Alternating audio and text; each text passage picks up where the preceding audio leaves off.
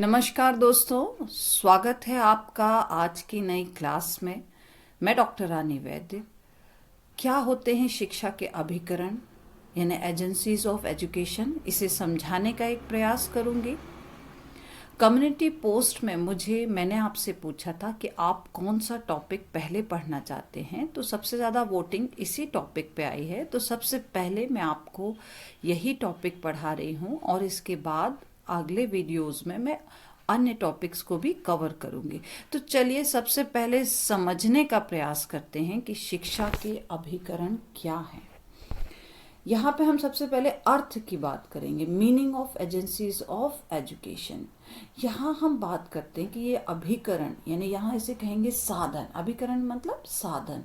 ये अंग्रेजी शब्द एजेंसी का ही रूपांतरण है और ये एजेंसी का अर्थ क्या हो जाता है? अर्जेंट या कार्य।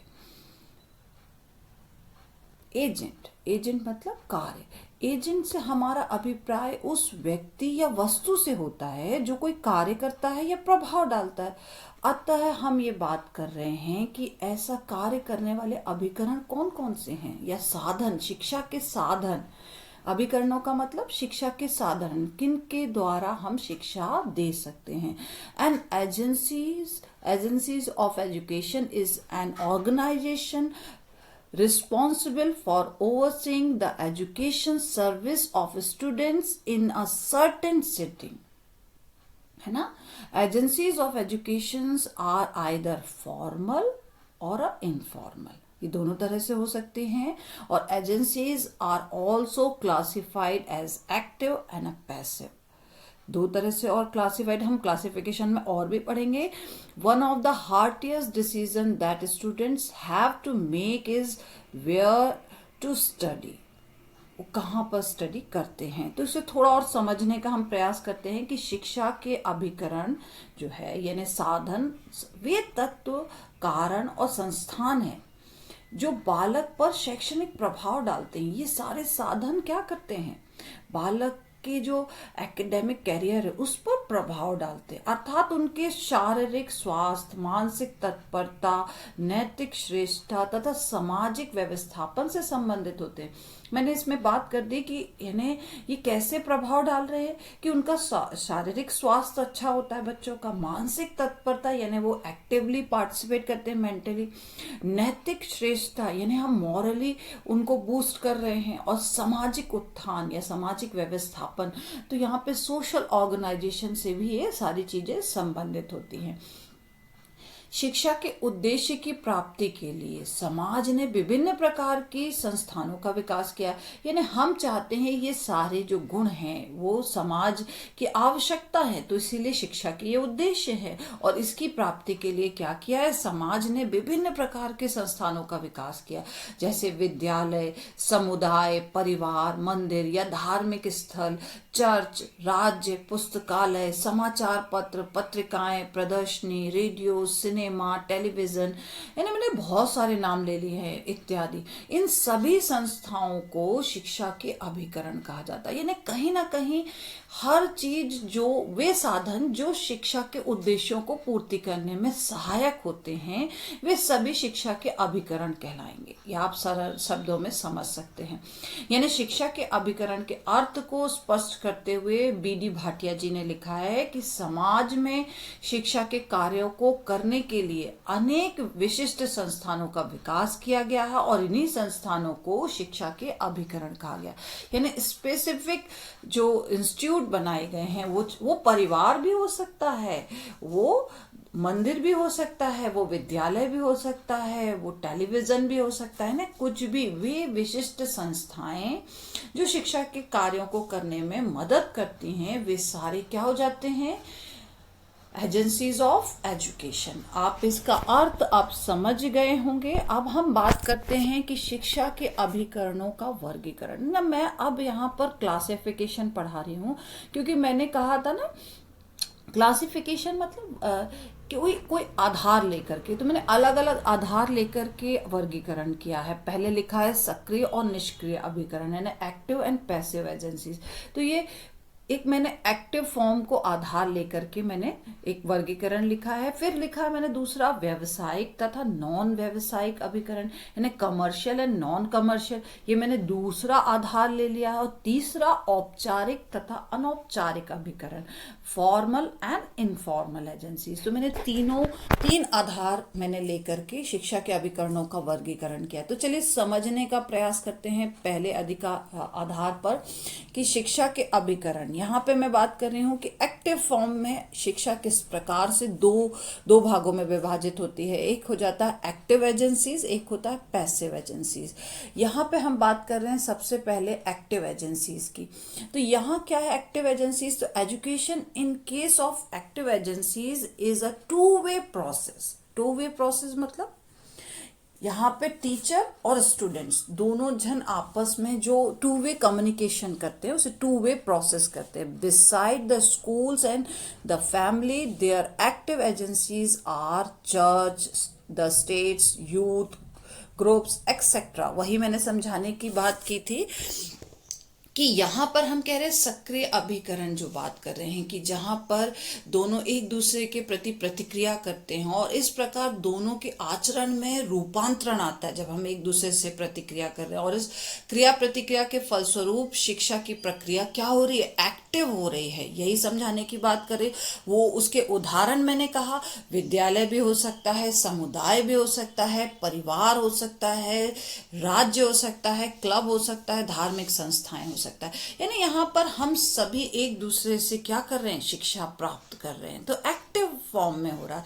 इसी का अपोजिट हम देखते हैं passive agencies. The passive agencies of education are those agencies which influence the learner, यानी वो इन्फ्लुएंस तो करती है लर्नर को but are not themselves influence in return, है ना।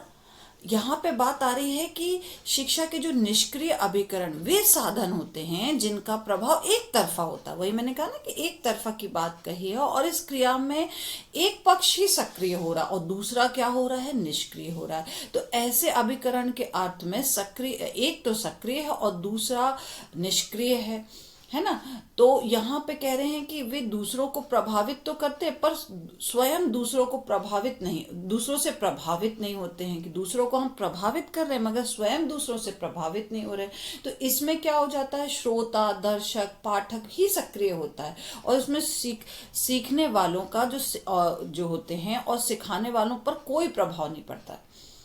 तो इस तरह से क्या हो रहा है? इसके उदाहरण निष्क्रिय हो जा रहे हैं और इनके उदाहरण होते हैं रेडियो, दूरदर्शन, सिनेमा, समाचार पत्र पत्रिकाएं। तो यहाँ हम बात समझने की कोशिश कर रहे हैं कि एक पक्ष इसमें सक्रिय हो रहा है और दूसरा पक्ष क्या है? निष्क्रिय हो रहा है। तो इस तरह के एजेंसीज को निष्क्रिय अभिकरण या पैसिव एजेंसीज कहते हैं। तो अब आप समझ गए होंगे कि पहला आधार जो था एक्टिव एंड पैसिव एजेंसीज के उस पर आधारित था। तो शिक्षा के अभिकरण को हमने पहले वर्गीकरण को पढ़ लिया। दूसरा वर्गीकरण है commercial agencies and non commercial agencies. यहाँ पे भी बात आती है कि व्यावसायिक अभिकरण और नॉन व्यावसायिक अभिकरण। यहाँ पहले हम बात करेंगे कमर्शियल एजेंसीज की, व्यावसायिक अभिकरण। तो these agencies have commercial objectives and include cinema, press, radio, television, theater, club, newspaper, magazine, periodical, etc. तो ये क्या कह रहे हैं? यहाँ पे हम बात करते हैं कि शिक्षा के जो अभिकरणों को औपचारिक या अनौपचारिक या हम बात करें व्यावसायिक में बांटा गया है। तो व्यावसायिक अभिकरणों का जो उद्देश्य होता है व्यावसायिकता से जुड़ा होता है। इसमें शैक्षणिक जो कार्यक्रम होते हैं निश्चित दृष्टिकोण से आयोजित करते हैं हम, यानी यहाँ हम व्यावसायिक रूप से शिक्षा के कार्यक्रमों को आयोजित कर रहे हैं। जैसे कि हम प्रेस में कर रहे हैं या रेडियो में कर रहे हैं, टेलीविजन पत्र पत्रिकाओं में कर रहे हैं। तो ये कमर्शियल फॉर्म में हम इसे प्रेजेंट कर रहे हैं, इसीलिए इसे व्यावसायिक अभिकरण कहते हैं। और जबकि नॉन कमर्शियल एजेंसीज, तो non commercial agencies are those agencies which comes into being for a social good, social well-being, their concern not the profit making, यानी ये प्रॉफिट बनाने के लिए नहीं होती हैं। इनका उद्देश्य क्या हो जाता है, व्यवसायिक तो हो ना तो व्यवसायिक होता है, ना ही शिक्षा के लिए आयोजन किया जाता है। इनका उद्देश्य जो होता है समाज हित या समाज सेवा के लिए होता है। यानी ये नॉन कमर्शियल एजेंसी ऐसे कौन कौन सी हो जाएंगी, खेल क्लब हो गए, अभिनय क्लब हो गए, समाज कल्याण केंद्र हो गए, स्काउट एंड गाइड संगठन हो गए, कैंटीन। यहाँ पर ये क्या कर रहे हैं, ये भी शिक्षा तो दे रहे हैं, मगर इनका उद्देश्य कोई प्रॉफिट कमाना नहीं होता है। तो ये नॉन कमर्शियल एजेंसीज में जाएंगे। तो अब आप दूसरा आधार समझ गए, commercial and non commercial agencies.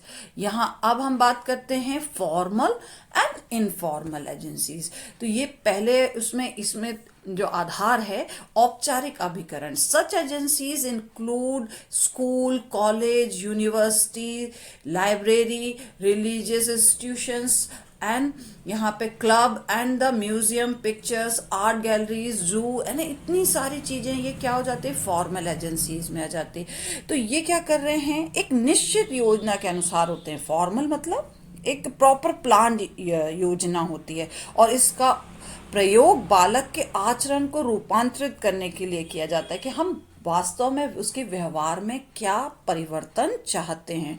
तो ये हमने क्या कर दिया कि इसमें देखते हैं कि ये इसके नियम जो होते हैं वो निश्चित होते हैं, जिससे व्यक्तियों की, जो बालकों की देखभाल होती है वो निश्चित होती है। तो इस तरह से ये क्या हो जा रहे हैं, ये फॉर्मल एजेंसीज हैं जहां पर औपचारिक रूप से उन्हें शिक्षा दीक्षा दी जाती है। तो उसके उदाहरण क्या हो गए, स्कूल, पुस्तकालय, रेडियो, टेलीविजन, आर्ट गैलरी, खेलकूद, प्रेस इत्यादि। यानी ये सारी चीजें इसमें फॉर्मल वे में हम दे रहे हैं। इसी के अपोजिट हम दूसरे तरीके से देखते हैं कि इनफॉर्मल एजेंसीज क्या होती हैं, अनौपचारिक अभिकरण क्या होते हैं।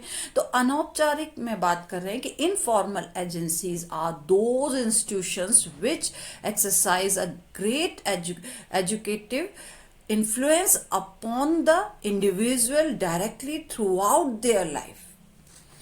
क्या समझाने की कोशिश कर रहे हैं, ये क्या करते हैं, औपचारिक अभिकरणों का विकास स्वाभाविक रूप से होता है। इनकी ना तो कोई निश्चित योजना होती है और ना ही निश्चित नियम होते हैं। ये बालक के आचरण का रूपांतरण करते हैं, पर रूपांतरण की प्रक्रिया जो होती है, जो जो करना चाह रहे हैं वो अज्ञात होती है, अप्रत्यक्ष होती है, सहज होती है, आकस्मिक होती है, अचानक पूरी लाइफ लॉन्ग में ये परिवर्तन ला देते। तो ये कौन कौन से इसके उदाहरण हैं, परिवार, समुदाय, धर्म, खेल, बाजार, मेले, ये सारी चीजें क्या कर रहे हैं, बालक के व्यवहार में परिवर्तन ला रहे हैं, मगर इनकी प्रक्रिया निश्चित नहीं है, अज्ञात है, इनडायरेक्टली कर रहे हैं, यानी अप्रत्यक्ष रूप से कर रहे हैं, सहज यानी सिंपली हो जा रहा है, और आकस्मिक यानी एक्सीडेंटल रूप से चेंजेस ला रहे हैं। तो ये सारी चीजें किस में आ रही हैं, इनफॉर्मल एजेंसीज में आ रही होंगी। तो मैंने अभी आपको वर्गीकरण के तीनों आधार पर मैंने वर्गीकरण समझाया। अब हम समझते हैं कि शिक्षा के औपचारिक अभिकरण क्या है, फॉर्मल एजेंसीज ऑफ एजुकेशन क्या है। तो फॉर्मल एजेंसीज कौन कौन से होते हैं, स्कूल एंड इंस्टीट्यूट्स इन्वॉल्व होते हैं, उसमें हैज अ हायरार्किकल स्ट्रक्चर होता है, यूनिफॉर्म होते हैं, फुल टाइम एंड प्रॉपर होते हैं, सब्जेक्ट ओरिएंटेड होते हैं, और सर्टिफिकेशन एंड डिग्री कोर्सेज को प्रोवाइड करते हैं। तो ये फॉर्मल एजुकेशन। इसे और थोड़ा सा समझने का हम प्रयास करते हैं कि औपचारिक अभिकरण जो है के द्वारा बालक के आचरण को परिवर्तित करने के लिए जानबूझ करके एक व्यवस्थित रूप से कार्य किया जाता है, और इस कारण यह व्यवस्थित अभिकरण है क्योंकि हम स्कूल में क्या कर रहे हैं, प्रॉपर ऑर्गेनाइज करके स्कूल में शिक्षा दीक्षा दी जा रही है। तो क्या ऐसे हो रहा है, व्यवस्थित ऑर्गेनाइज वे में दे रहे हैं। तो इसके साथ साथ इन अभिकरणों को निश्चित ढांचे के अनुसार पहले से ही निर्धारित किया जाता है, और यह बालक के आचरण को सचेत होकर के परिवर्तित और नियंत्रित करता है। हमने निश्चित ढांचा, स्कूल कैसा होता है, निश्चित ढांचा होता है, इंस्टीट्यूट कैसा होता है, पहले से निश्चित ढांचा होता है, जिसमें हम क्या चाह रहे हैं, बालक के आचरण में सचेत होकर के, यानी हम ध्यान रख रहे हैं केयरफुली उनके अंदर हम क्या परिवर्तन चाह रहे हैं, उनमें क्या कंट्रोल चाह रहे हैं, ये हम पहले से ध्यान रख करके निर्धारित करके उनके व्यवहार में हम परिवर्तन कर रहे हैं। और ये अभिकरण पूर्व नियोजित होते हैं ना, मैंने पहले ही डिसाइड कर लिया इसके नियम और उसका जो निर्धारण था, डिटर्मिनेशन था, कार्यक्रम क्या क्या करने हैं, वो सारी चीजें मैंने पूर्व में ही नियोजित कर ली, यानी प्लान कर ली। और ये अभिकरण प्रत्यक्ष रूप से बालक के आचरण को रूपांतरित करते हैं, और यह इसीलिए इसे प्रत्यक्ष अभिकरण भी कहते हैं। हमने डायरेक्ट उनके व्यवहार में, डायरेक्ट उनके बिहेवियर चेंजेस देखते हैं, तो इसीलिए उसे डायरेक्ट एजेंसीज भी कहते हैं। और यह अभिकरण बालक की स्वतंत्रता को नियंत्रित करने के लिए, यानी हम जो बच्चे में व्यवहार में परिवर्तन ला रहे, साथ ही साथ उसकी जो स्वतंत्रता है उसे जो नियंत्रित करना है, तो उसे दंड विधान तथा शक्ति का भी प्रयोग कहते हैं। नहीं, अब हम अनुशासन के लिए कोई पनिशमेंट्स भी दे सकते हैं, कोई फोर्स का भी प्रयोग करते हैं, तो यह कृत्रिम और अस्वाभाविक अभिकरण भी है, यानी आर्टिफिशियल और यानी नेचुरल नहीं है इस तरह का अभिकरण। और विद्यालय क्या करता है, एक आदर्श नागरिक बनाने का प्रयत्न करता है, व्यक्ति इसके लिए विद्यालयी शिक्षा प्रदान करता है। यानी हम एक सिटीजन का निर्माण कर रहे हैं, नागरिक बनाने का प्रयास कर रहे हैं, तो एक विद्यालय ही माध्यम है जो इस तरह का काम कर सकता है। तो अब आप समझ गए होंगे कि फॉर्मल एजेंसीज क्या हैं। अब हम बात करते हैं इनफॉर्मल एजेंसीज ऑफ एजुकेशन, शिक्षा के औपचारिकेतर अभिकरण, है ना। यहां पे इनफॉर्मल क्या है, practical adult learning, diversity in methods and content, mobilize local resources, build on learners participation और real life example of learning। यानी यहाँ हम जो डे टू डे लाइफ है उससे सीख रहे हैं। इसके उदाहरण क्या हैं, परिवार, समाज, राज्य।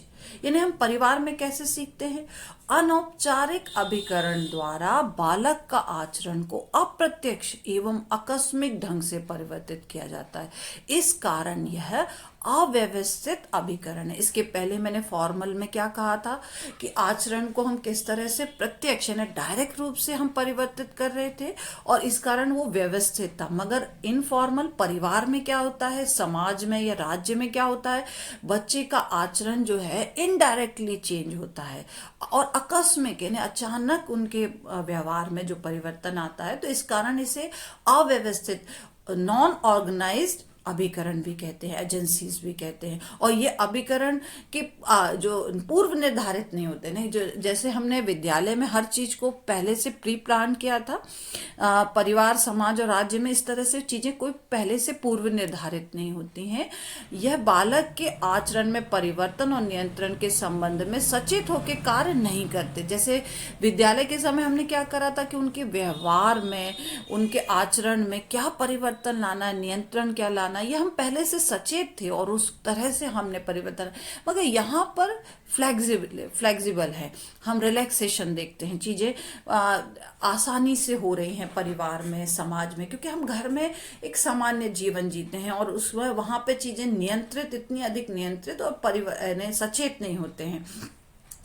इन अभिकरणों का कोई निर्धारित कार्यक्रम नहीं होता और ना ही इनकी अपने नियम होते हैं जिनके अनुसार बालक के आचरण को रूपांतरित करने के लिए बाध्य किया जाता है। इन्हें अब यहाँ इस तरह से कोई पहले से पूर्व नियोजित कोई निर्धारित कार्यक्रम नहीं होता, ना ही इनके कोई प्रॉपर नियम होते हैं और दंड व्यवस्था भी नहीं होती है। तो इस तरह से कोई उनके आचरण को परिवर्तित करने के लिए बाध्यता नहीं होती है, परिवार बाध्य नहीं करता है, परिवार में सहजता होती है। इसीलिए इसे मैंने परिवार में प्राप्त होने वाली शिक्षा में कहा, जबकि स्कूल फॉर्मल एजेंसीज में वहीं हमारे नियम बदल जाते हैं, सब चीजें निर्धारित होती हैं।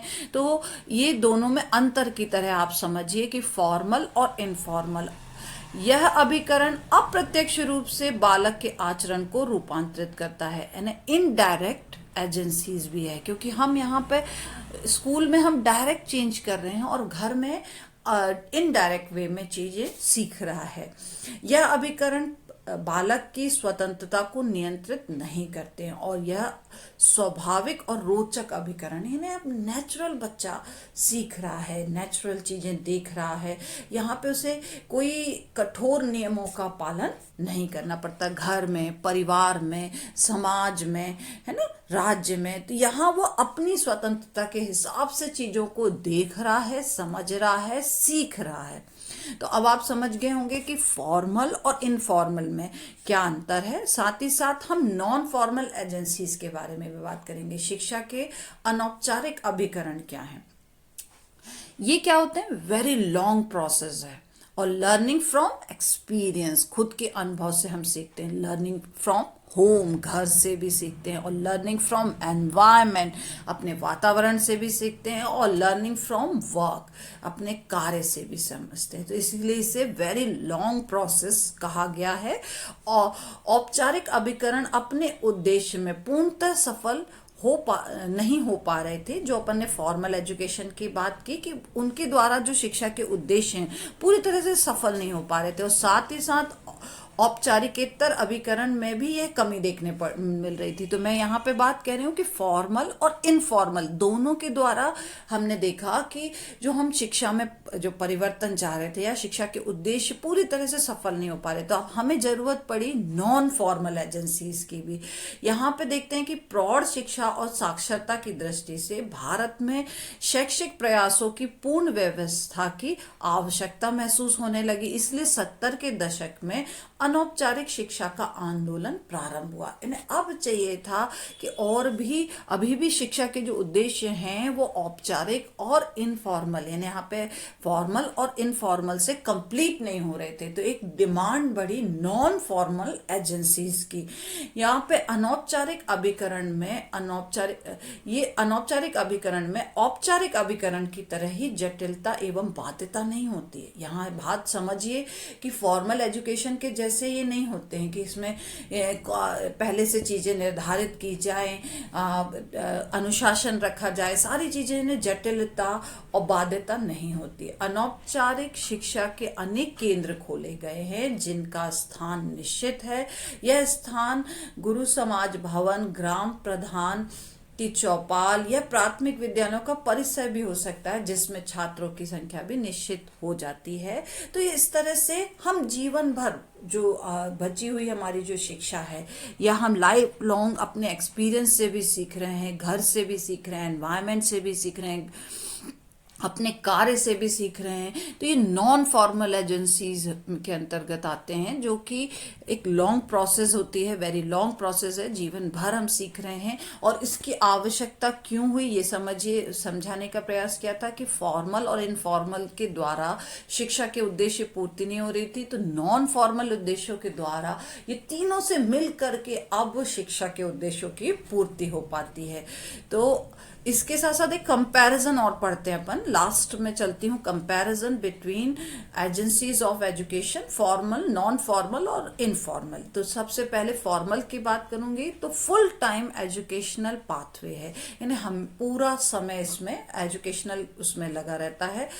कॉम्प्लीमेंट्री लर्निंग एक्टिविटीज होती है जबकि नॉन फॉर्मल में। और इनफॉर्मल क्या होता है, deliberate and self directed learning, यानी खुद से डायरेक्शन मिलता जाता है, उस तरह की लर्निंग होती है। इसी तरह से फॉर्मल में हम एक और कंपैरिजन देखते हैं कि फॉर्मल क्या है, स्ट्रक्चर्ड है, प्लान्ड है, फैसिलिटेट है, तीनों चीजें बात कर दी फॉर्मल में। अब नॉन फॉर्मल भी क्या है, इसे भी हमने कहा स्ट्रक्चर्ड है, प्लान्ड है, फैसिलिटेट है। इनफॉर्मल क्या है, घर परिवार की बात करें इसलिए अनस्ट्रक्चर्ड है ना, स्पॉन्टेनियसली है, सेल्फ मोटिवेटेड है। ठीक है, एक और कंपैरिजन तीनों में देखते हैं कि स्कूल, कॉलेज, यूनिवर्सिटीज किसके अंतर्गत आते हैं, फॉर्मल एजुकेशन। नॉन फॉर्मल में अपन courses, workshop, seminar, training non formal education में आते हैं। और इनफॉर्मल कहीं भी होती है, एनीवेयर। लास्ट कंपैरिजन देखते हैं, डिप्लोमाज एंड डिग्रीज किस में मिलती हैं, फॉर्मल एजुकेशन में। अब नॉन फॉर्मल में हम स्किल्स एंड कैपेसिटीज को बिल्डअप करते हैं और इनफॉर्मल में personal development and self fulfilment करते हैं। तो ये हमने एक तरह से कंपैरिजन समझ लिया किसके बीच में, एजेंसीज ऑफ एजुकेशन। मैंने सारी चीजें समझाने का प्रयास किया है। आई होप ये वीडियो आपको मदद करेगा। शिक्षा के क्या अभिकरण हैं। धन्यवाद।